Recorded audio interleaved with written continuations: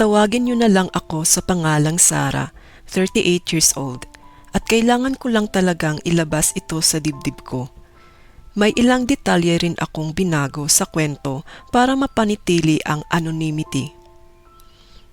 Alam mo ba yung klase ng pamilyang may isang anak na parang hindi kailanman nagkakamali sa paningin ng mga magulang mo kasi paborito siya? Habang ang isang anak naman ay laging hindi napapansin at binabaliwala. Sa totoo lang, normal lang ang lahat noong bata pa ako. Nag-iisa akong anak hanggang 8 years old ako. Hindi naman sobrang lambing ng mga magulang ko, pero present sila. Tinutulungan ako ni mama sa assignments ko at paminsan-minsan isinasama ako ni papa tuwing nag-golfing siya. Hindi sila yung malambing na magulang sa akin, pero ayos lang kami. Pagkatapos, dumating ang gabing nagbago ang lahat. Naalala ko pa ng malinaw, 2:00 ng madaling araw nang dumating ang tiyahin kong si Kelly. Ginising niya ako at sinabing mag-impake raw ako ng damit. Sabi niya, nasa ospital na si mama. Ipapanganak na raw ang kapatid ko, si Rachel. Pero may problema. 7 months pa lang siya. May 2 buwan pa sana. Ang mga sumunod na linggo ay puro ospital, bulungan at mga usapang hindi ako kasali. Napakaliit ni Rachel. Para siyang isa sa mga baby dolls ko. Pero may nakakabit na mga tubo at kable. Hindi ako pinapayagang hawakan siya. Hindi ako pwedeng lumapit. At doon ko unang naramdaman iyon. Parang may hindi nakikitang pader na unti-unting nabubuo sa pagitan ko at ng pamilya ko. Nang sa wakas ay naiuwi na si Rachel, parang naging sterilized bubble ang bahay namin. Nagkaroon ng obsesyon si mama sa mga germs at kalinisan. Hindi basta linis, industrial strength disinfection. May alcohol stations sa bawat kwarto, palaging naglilinis, ang amoy ng bleach hanggang ngayon kapag naaamoy ko, nababalisa pa rin ako. Pero ito ang bahagi na talagang sumira sa akin.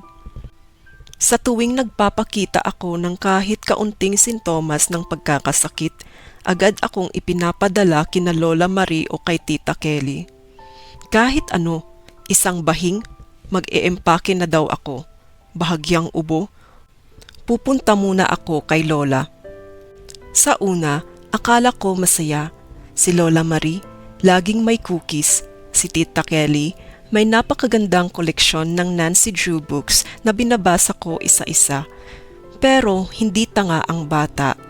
Paglipas ng panahon, naiintindihan mo kung ano talaga ang nangyayari. Hindi ako ipinapadala para magbakasyon.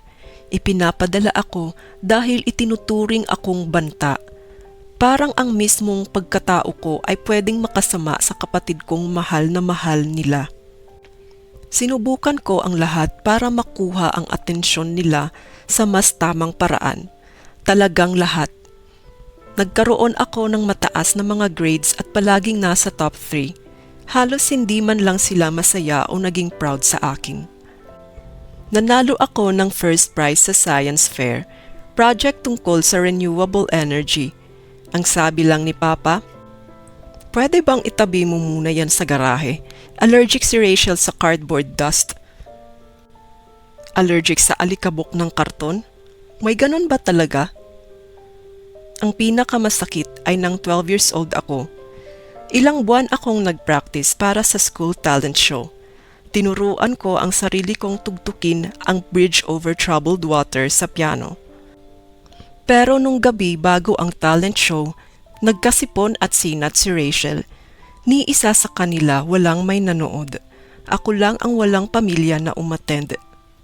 Samantala, makalipas ang 2 linggo, ang buong pamilya, pati parehong set ng lolo't lola ay dumalo sa 15 minutes na flute recital ni Rachel, kung saan halos naging sintonado ang buong tugtog. Doon pa lang, malinaw na kung sino ang mas mahalaga at mas masakit pa sa mismong favoritism ang isang bagay, kung paano nila binabaluktot ang kwento ng nakaraan para bigyan katwiran ang ginawa nila. Palagi nilang sinasabi, mas kailangan lang ni Rachel ang atensyon kasi mahirap ang pinagdaanan niya nung sanggol pa siya. Si Sarah naman sanay na, independent yan eh. Naiintindihan naman ni Sarah na may special needs ang kapatid niya. Sa isip ko, hindi ko iyon naiintindihan. Isa akong bata noon. Isang batang hindi maintindihan kung bakit ang pagiging malusog at matibay ang katawan ay nangangahulugang na mas hindi ako karapat-dapat mahalin. Habang tumatagal, mas malinaw kong nakikita kung paano ako hinubog ng mga taong iyon. Ang paulit-ulit na mensahe na delikado akong kasama o mas maginhawa kapag wala ako o di kaya'y abala lang ako para kay Rachel. Hindi iyon basta nawawala kapag lumaki ka na, pero kung may mabuting na idulot man iyon, tinuruan ako nitong maging self-sufficient. Kapag walang nag-check ng homework mo, kapag walang may pakialam sa achievements mo, natututo kang maging matatag. Maraming tao ang may love-hate relationship sa high school. Ako, tiningnan ko ito bilang daan palabas. Habang si Rachel ay unti-unting binubuo ang sarili niyang drama empire nung high school, ako naman ay tahimik na naglalatag ng plano kung paano ako aalis sa bahay na iyon. At hayaan mong sabihin ko ito, wala nang mas malakas na inspirasyon kaysa sa kaalamang walang tutulong sa'yo kundi ang sarili mo. Pero may isang kakaibang benepisyo ang pagiging invisible. Walang nagbabantay sa'yo. Walang pumapalakpak kapag magtatagumpay ka at walang nakatingin kung bumagsak ka. Ibig sabihin, pwede mong gawin kahit ano. Sumali ako sa lahat ng club na kaya kong isabay sa part-time job ko sa isang restaurant. Salamat kay Carol, ang may-ari, na siyang unang taong nakaalala ng birthday ko, samantalang ang sarili kong mga magulang nakalimutan na. Marami akong mga achievements na hindi nila alam. Debate team, National Honor Society President, Editor-in-Chief ng school newspaper at iba pa. At ang debate team, doon ko talaga nahanap ang boses ko. May kakaibang kasiyahan sa pagwasak ng argumento ng kalaban habang nananatiling kalmado. Doon ko rin natutunan ang negotiation. Bagay na hindi ko alam noon na magiging napakahalaga pala sa hinaharap. Nanalo ako sa state competitions 2 beses. Hindi pumunta ang mga magulang ko. May importanteng volleyball game si Rachel. Nasa C-team lang siya, ni hindi man lang siya nakalaro. Nung palapit na akong mag-graduate ng senior high school, kakaiba ang naging proseso ko sa pag-a-apply sa kolehiyo. Nag-apply ako sa 15 paaralan nang hindi sinasabi kahit kanino. Ako ang nagsulat ng lahat ng essays ko. Ako ang humingi ng recommendations. Ako ang nag-asikaso ng lahat ng financial aid paperwork. Ang guidance counselor ko, si Sir Chen, ang totoong MVP. Sobrang busy ng mga magulang ko kaya hindi nila ako matulungan. Kaya nananatili ako sa paaralan pagkatapos ng klase para matapos ito. Isa-isa dumating ang mga acceptance letter. Harvard, Yale, Princeton at Michigan. At bawat isa ay may kasamang scholarship offer. Itinago ko silang lahat sa isang nakakandadong kahon sa ilalim ng kama ko. Alam ko kasi kung ano ang mangyayari kapag nalaman ito ni Rachel. Bigla nilang ililipat ang atensyon sa kanya. Pero paano kung mag-Harvard si Sarah? Mag-iisa na lang si Rachel, kung ano-anong kalokohan. Noong araw na natanggap ko ang full ride scholarship mula sa University of Michigan, sumali naman si Rachel sa JV cheerleading. Hulaan mo kung alin ang pinagdiwang ng buong pamilya. Ako ay kumain ng pansit canton sa kwarto ko habang sila ay nagdiwang sa isang mamahaling restaurant dahil cheerleader na daw si Rachel. Pero guess what?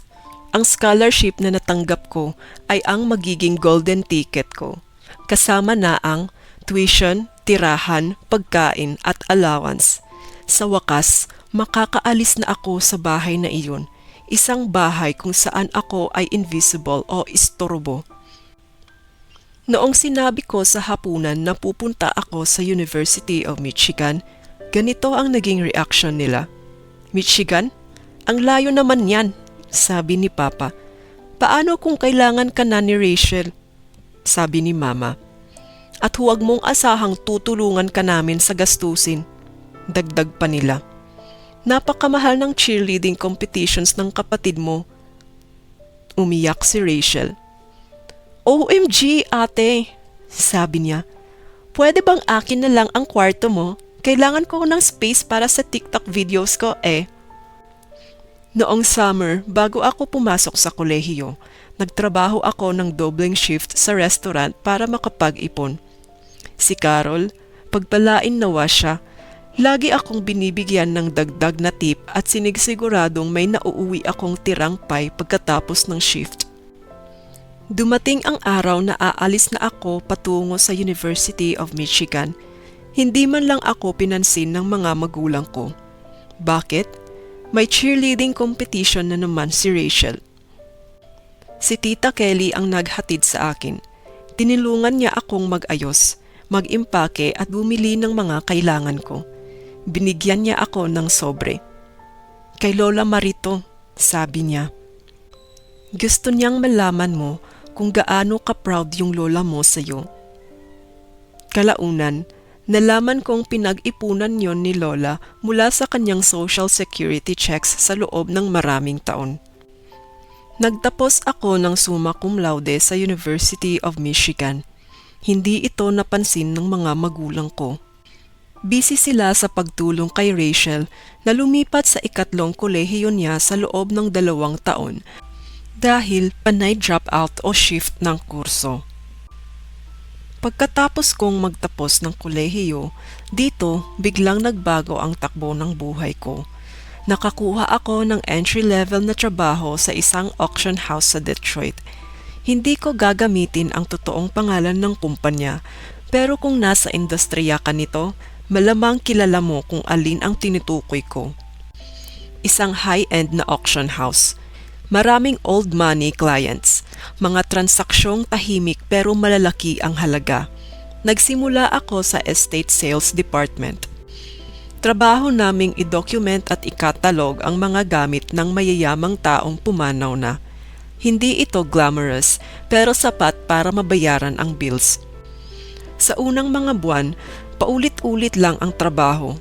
Paglalag ng mga china sets, pag-uuri ng mga lumang muebles, pagkategorya ng mga alahas na halos magkakamukha hanggang sa dumating ang Kingston Estate. Si Mrs. Kingston ay isang matandang biyuda na namatay ng walang anak. Iniwan niya ang isang koleksyon ng alahas na inakala ng lahat na puro costume jewelry lang. Buong kwarto puno ng alahas. Habang nag-aayos ako ng mga piraso, may isang brooch na agad pumukaw ng pansin ko. Hindi ito flashy, hindi ito mukhang espesyal, pero may mali. Masyadong mabigat para sa costume jewelry. Masyadong komplikado ang clasp para sa peking gawa. Ginugol ko ang buong lunch break ko sa pagre-research ng old jewelry maker marks at signatures. Hindi pa rin ako kontento. Nagpaiwan ako sa opisina pagkatapos ng trabaho para magamit ang access ng kumpanya sa antique jewelry databases. Habang mas tumatagal, mas sigurado akong hindi ito peke. Totoong alahas iyon. Lumapit ako sa boss ko, si Mr. Harrison. Sir, sabi ko, sa tingin ko may mahalagang piraso sa Kingston Collection. Hindi man lang siya tumingala sa akin. Sarah, nakatalog na yan bilang costume jewelry. Alam ko po, sagot ko. Pero tingnan niyo po ito, ang maker marks, eksaktong tugma sa signatures ni Cartier noong 1925. Doon lang siya tumingin. Saan mo natutunan lahat ng to? Nag-research po ako, sir. Ang brooch na inaakalang peke ay naitinda sa halagang mahigit 2 million pesos. Bahagi pala ito ng isang limited collection para sa isang European elite group noong 1920s at doon nagsimula ang lahat. Simula noon, nagsimulang magtiwala sa akin si Mr. Harrison. Binibigyan niya ako ng mas maraming piraso para i-authenticate. Biglang naging mahalaga ang mga oras na ginugol ko noon sa pag-aayos ng alahas ni Lola Marie. Inaral ko ang lahat, vintage jewelry, hallmarks at certification standards. Ang apartment ko ay parang laboratorio ng isang jewelry scholar, punong-puno ng printouts, manuals at notes. Dumami ang mga natutuklasan kong mahalagang piraso na napagkakamalang peke. Nabuo ang contacts ko sa collectors, mas naiintindihan ko na ang market. Lumaki ang commissions ko. Sa unang pagkakataon sa buhay ko, hindi lang ako nabubuhay, nakakaipon na rin ako. At ang pamilya ko, wala pa ring interest sa akin. Tuwing Sunday dinners na pinupuntahan ko pa rin, parang tanga, ganito lang ang usapan. Sabi ni Mama, nasa antique shop ka pa rin, di ba? Sagot ko naman, auction house po ma, hindi antique store. At may na-authenticate akong rare Tiffany piece. Si Rachel sumisingit tuwing nagsasalita ako. OMG, speaking of jewelry, tingnan niyo tong charm bracelet na nabili ko sa mall. Hindi na ako nasasaktan. Sa wakas, may nahanap akong isang bagay na akin, isang bagay na magaling talaga ako. Isang bagay na walang kinalaman kay Rachel. Pagkaraan ng halos 2 taon, dumating ang Rothschild Collection, isang napakalaking estate ng old money family. Buong industriya ang nakatutok. Kasama ako sa team na nagkakatalog ng jewelry collection at doon ko muli itong nakita. Isang Art Nouveau piece na halos walang pumansin. 3 araw akong halos hindi natulog sa pag-iimbestiga nito. Lumabas ang katotohanan. Isa pala itong nawawalang piraso ng isang sikat na French jeweler na wala pa noong World War II. Nabenta ito sa auction ng almost 14 million pesos. Pinatawag ako ni Mr. Harrison sa opisina niya. Akala ko ipopromote ako. Pero ang sabi niya, Sarah, sinasayang mo ang talento mo rito. Dapat may sarili kang authentication business. Noong una, binaliwala ko iyon. Sariling negosyo? Saang pera? Pero hindi na nawala ang ideya. Hindi agad nawala sa isip ko ang sinabi ni Mr. Harrison. Dapat may sarili kang authentication business. Sa loob ng ilang linggo, paulit-ulit ko iyong iniisip habang nagkukommute papasok ng trabaho, nagluluto ng instant noodles sa maliit kong apartment at nagbibilang ng laman ng bangko ko. At sa tuwing titingnan ko ang account ko, iisa lang ang malinaw. Wala akong safety net. Walang magulang na sasalo kung pumalpak ako. Walang kapatid na tutulong. Walang, pwede ka namang umuwi dito. Kung magkamali ako, diretso ako lulubog. Pero may isang bagay na mas malakas kaysa sa takot ko, ang pagnanais na hindi na muling maging invisible. Kaya nagsimula ako sa maliit. Nag-register ako ng business name, nag-ipon para sa basic equipment, nag-set up ng simpleng website na ako mismo ang gumawa. Tuwing gabi, pagkatapos ng full-time job ko sa auction house, nag-authenticate ako ng alahas para sa mga maliliit na collectors. Minsan 12,000 pesos lang ang bayad, minsan 30,000 pesos, pero bawat piraso ay tama, walang palya. Pagkaraan ng 6 na buwan, may isang email na dumating, isang private collector mula sa Chicago. May mana siyang jewelry collection na gustong ipa-authenticate, 3 kahon. Nang buksan ko ang una, alam kong malaki ito, hindi lang dahil sa dami, kundi dahil sa kalidad. Isang buong araw akong nagtrabaho, walang pahinga, walang pagkain. Nang matapos ako, umupo ako sa sahig ng apartment ko at napatawa. Ang koleksyon ay nagkakahalaga ng mahigit 75 million pesos. Ang bayad ko, 2 million pesos. Iyon ang sandali na alam kong oras na. Nag-resign ako sa auction house isang buwan matapos iyon. Hindi masaya si Mr. Harrison pero proud siya sa akin. Kapag may kailangan kami, sabi niya, ikaw ang tatawagan namin ha. At totoo nga, ang dating employer ko ay naging isa sa mga pinakaunang kliyente ko. Hindi biglaan ang paglaki ng negosyo ko, hindi ito overnight success. Hindi ako nag-post ng yaman sa social media, hindi ako nagyayabang at mas gusto kong manatiling low profile. Sa loob ng 5 taon, kumita ako ng higit 170 million pesos. Nag-hire ng 2 assistant at nagkaroon ng opisina. At sa lahat ng iyon, walang ideya ang pamilya ko. Bakit hindi ko sinabi sa kanila? Hindi dahil sa galit, kundi dahil sa instinct. Alam ko kung paano gumagana ang mundo nila. Kung nalaman nila, magiging utang na loob ito o di kaya'y magiging responsibilidad kong bigyan sila ng pera at magiging tungkulin bilang ate na bigyan lahat para kay Rachel. At pagod na akong maging default solution. Kaya kapag tinatanong nila ako, "So, kumusta trabaho mo?" Sinasagot ko lang, "Ayos lang, busy." At sapat na iyon para sa kanila. Dahil in the first place, wala naman silang pakialam sa akin. Samantala, si Rachel, 3 beses nagpalit ng major at 3 beses lumipat ng kolehiyo, hindi nagtapos. May mga negosyo na hindi tumagal ng 6 na buwan at palaging may dahilan kung bakit.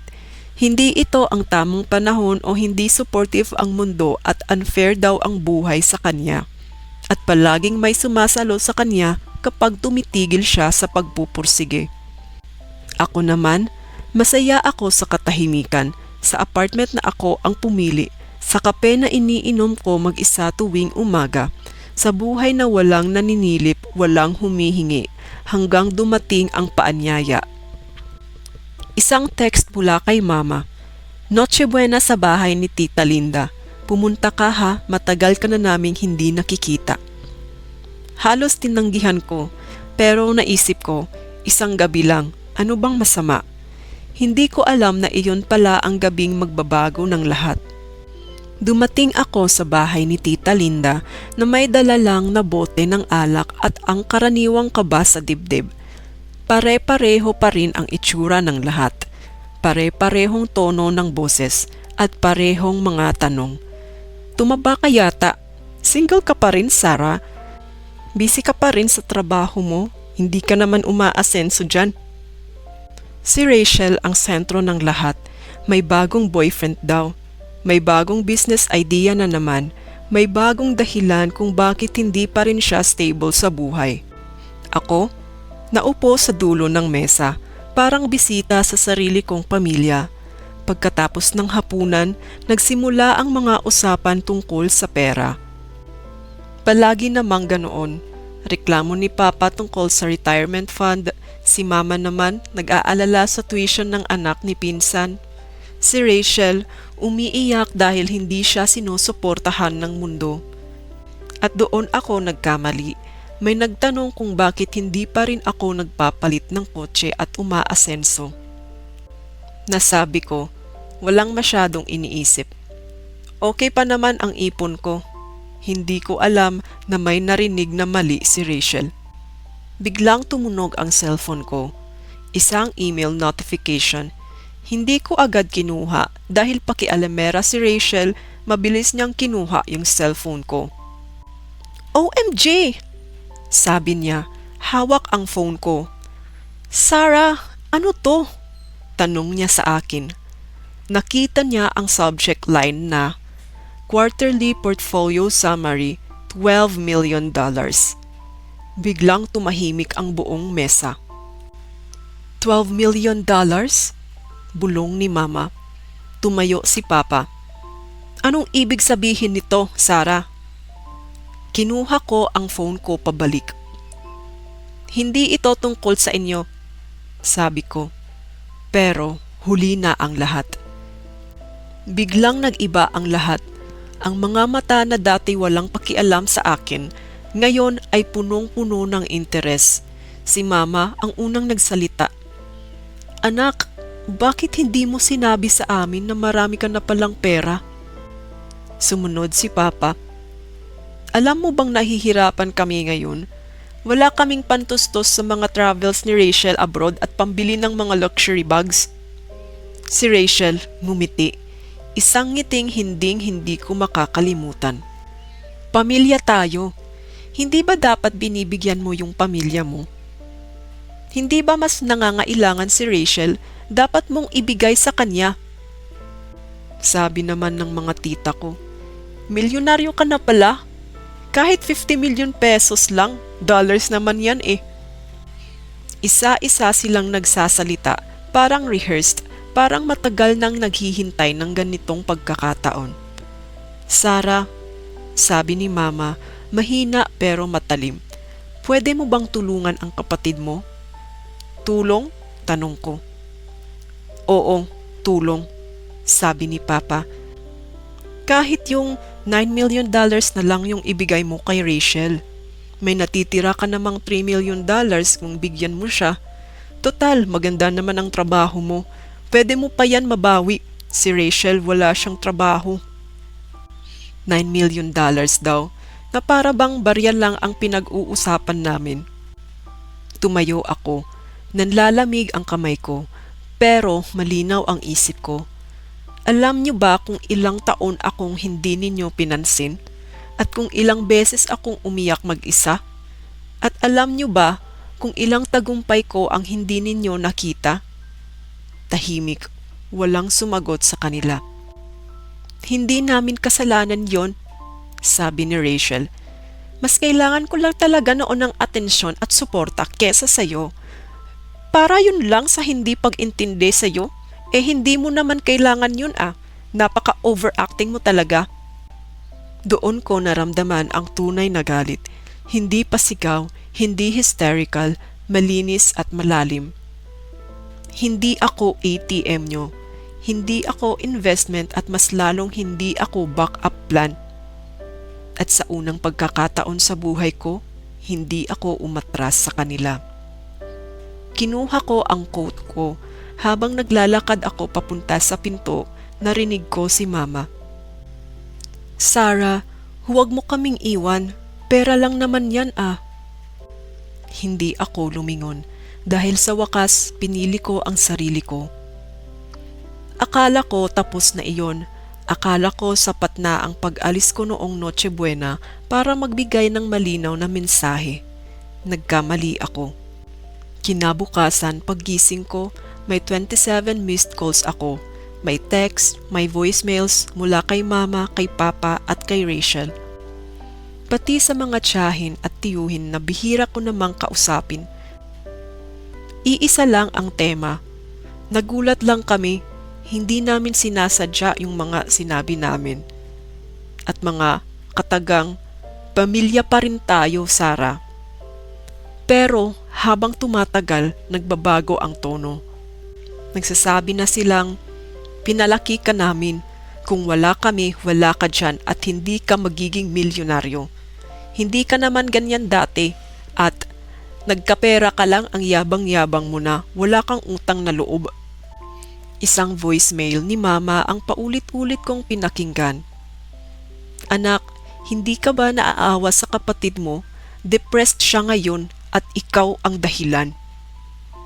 Ako daw ang dahilan. Ayon sa Tita Kelly ko, hindi daw matanggap ni Rachel na mas successful at mas mayaman ako sa kanya at hindi niya matanggap na hindi ko kayang bigyan ang kanyang hinihiling na $9 million. Si Rachel ang pinakamasahol. Nag-post siya sa Facebook ng mga patama na nakakalungkot kapag ang sariling ate mo mas pinipiling maging madamot kaysa maging makatao. May mga nag-comment na mga kamag-anak, kaibigan niya at mga taong walang alam sa buong kwento. Tinatawag nila akong maramot, selfish, mayabang at walang utang na loob.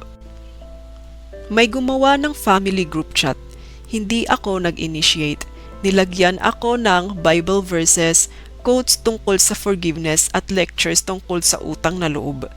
Isang tiyahin ang nagsabi, kung talagang mabait ka, hindi ka papayag na nahihirapan ang kapatid mo na si Rachel. Doon ako tuluyang napagod. Makaraan ang isang linggo, dumating ang email mula kay Papa, may attachment, isang draft letter mula sa isang abogado. Hindi pa opisyal, pero malinaw ang mensahe. Nagtatanong sila kung may moral obligation daw ako na kung pwedeng i-contest ang mga assets ko at kung may family claim sa yaman ko. Natawa ako. Hindi dahil nakakatawa, kundi dahil sobrang desperado nila. Sarili kong magulang kumuha ng abogado laban sa akin. Hindi ako sumagot agad. Nagpahinga ako at nag-isip. Huminga. Pagkatapos, nagsulat ako ng isang mahabang email. Hindi galit, hindi emosyonal.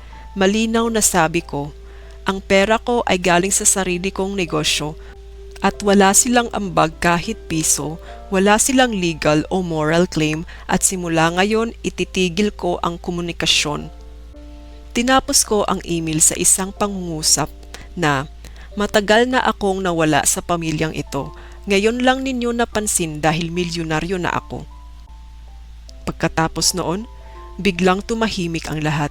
Walang text, walang tawag, walang post. Parang may namatay. At sa isang banda, totoo nga.